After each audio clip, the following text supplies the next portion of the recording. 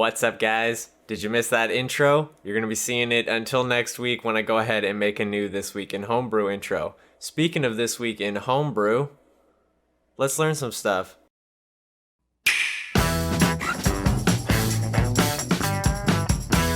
First up, we're over on the Switch Hacksing subreddit, and as you can see, the Japanese version of Puyo Puyo Tetris has allowed for browser access on Switches on version 1.0.0. Now, this doesn't mean a ton for Homebrew, as all of the Homebrew work has been done on version 3.0.0, but as you can see from the first comment here, keep in mind that the large majority of work so far has been done on 3.0.0. While this is a good thing, don't think that if you stayed on 1.0.0, you'll be getting Homebrew anytime soon. This will primarily be used for research purposes.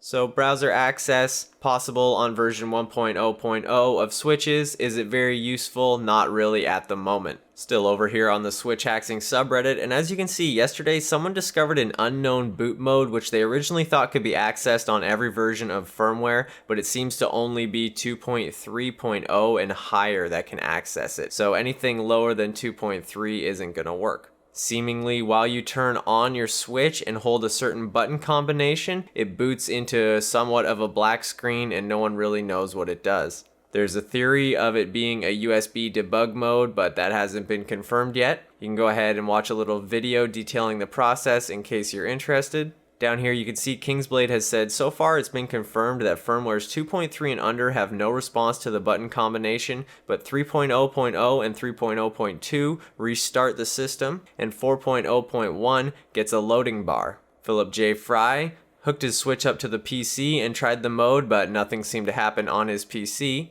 He also did a little bit more experimenting and tried holding different buttons, and as you can see, the debug screen lasted for different amounts of time depending on which button was being held. Now, I'm not too sure that this will pan out into anything too important, but you never know, the Switch might have NTR boot hacks inside of it. Custom firmware flashcards confirmed?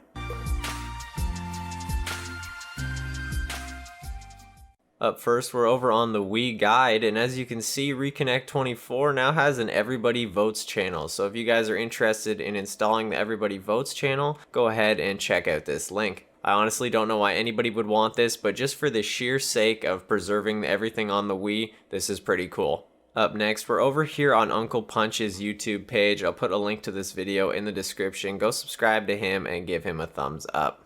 As you can see, this is a video for the Kirby Air Ride Hack Pack version 1.0 release. Now, this Kirby Air Ride Hack Pack is filled with features to enhance the Kirby Air Ride experience, such as boot to the main menu, unlock everything, 24 alternate Kirby colors, custom song playlists with 80 additional songs. You can unlock the city trial time limit way past 7 minutes. You can press the X button to look behind you. You can hold the B button to brake.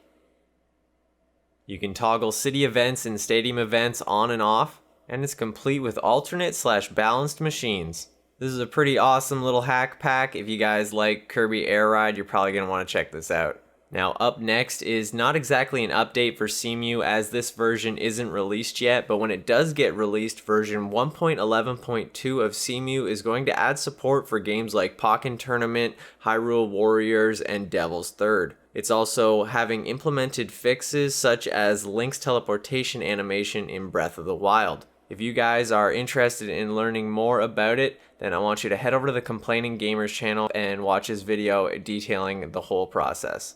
Up next is an absolutely wild mod for Zelda Breath of the Wild. Now, this is Toon Link from The Legend of Zelda Wind Waker put into Breath of the Wild.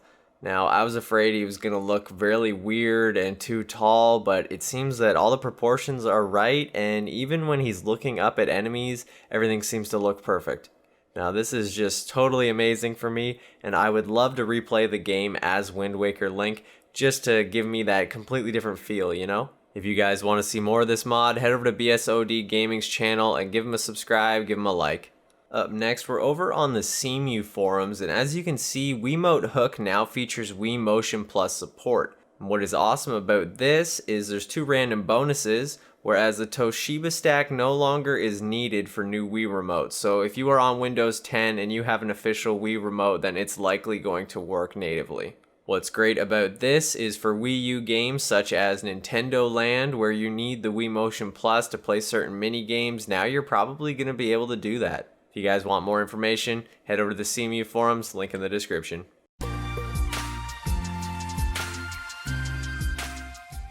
Up next, we're over on the 3DS subreddit, and as you can see, this is a video of Skyrim playing on a new 3DS. Now, don't exactly get your hopes up yet. This is basically just a small port created by Vander Raptor. He basically says, I made this a while ago in Unity. I originally wanted to expand more on this, like adding a bunch of NPCs, menus, and a simple combat system, but since a few days ago, every time I build the game, it crashes. So I decided to release this video I recorded before all the problems. As you can see, it's basically just a little proof of concept, but it is really cool. If you want to watch more, link will be in the description. We're looking at Dragon Master DX's limited edition Zelda 2DS, and as you can see, it ships with firmware version 11.5. So you're going to need a flash card such as the R4i Gold Plus to be able to get custom firmware on it. If you already own a custom firmware device, you could go ahead and check out the 3ds.guide and maybe look into doing a DSiWare transfer. In case the Zelda 2DS wasn't quite your fancy, the SNES 3DS also comes on 11.5. So again, everything applies to it as well. Just a note, the Nintendo 2DS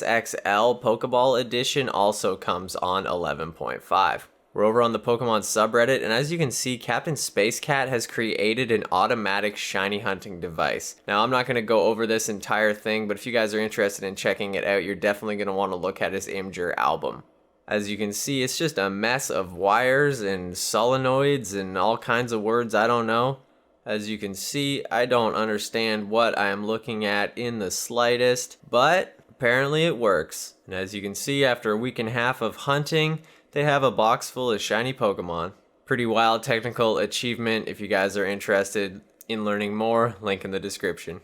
Over here on Steve Ice's GitHub repository for FBI, and as you can see, 7 days ago, there was a quick little update. Nothing too groundbreaking, but if you happen to have a broken rear camera, you can now press the X button to use your front camera and scan QR codes. Maybe not entirely important, but I'm sure someone will find some use with that. Up next, we're over on xdadevelopers.com, and as you can see, there is a new homebrew called C-Troller for Android, and it aims at basically turning your Nintendo 3DS into a game controller for Android, so you could play Android emulators or maybe Android games using your Nintendo 3DS as a controller. It's a slightly obscure controller, but I'm honestly sure that a lot of people want to do this. Now, in case you can't figure this out, there is also a quite similar release over here by Lewis VH, and as you can see, NDS Controller also does a very similar thing. The only difference with NDS Controller is that you can use a Nintendo DS or a 3DS. So if you happen to have a flash card that can run NDS files, either on a DS Lite or maybe a DS Fat, you can go ahead and use this program to control your Android over the Wi-Fi. I'm sure you guys are going to want some videos on those, so I might go ahead and try to either combine them in a video or make two different videos. You never know. Last up for the 3DS news is an update to A9SP or the ARM9 shortcut project. Now, if you haven't seen my video on how to get a God Mode 9 shortcut running from your 3DS's home menu, then you're probably going to want to go check that out. This is basically an updated version of this, and as you can see, A9SP is a project that lets you make homebrew shortcuts for firm payloads. So if there happens to be a firm payload that you want to boot from your home menu, then ARM9 shortcut project is going to be the answer.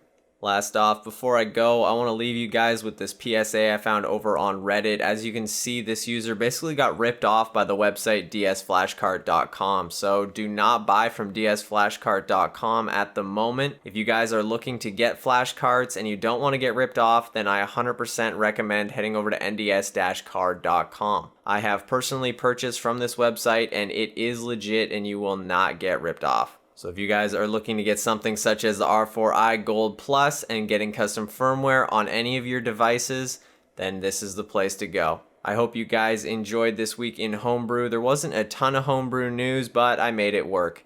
I'll catch you guys next time. I'm going to be streaming later on today. If you haven't hit that thumbs up, hit the thumbs up. And if you haven't subscribed, subscribe for more. Peace.